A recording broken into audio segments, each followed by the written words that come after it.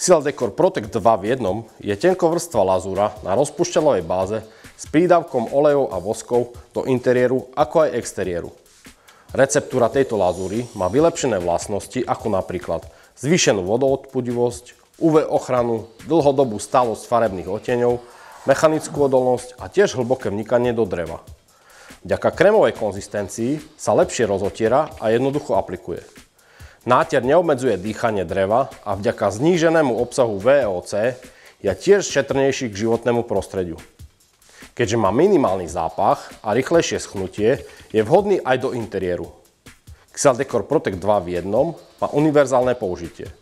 Je vhodný na všetky stavebné prvky, ako aj drevené konštrukcie, ako sú napríklad ploty, dvere, pergoly, obklady domov, okenice a iné.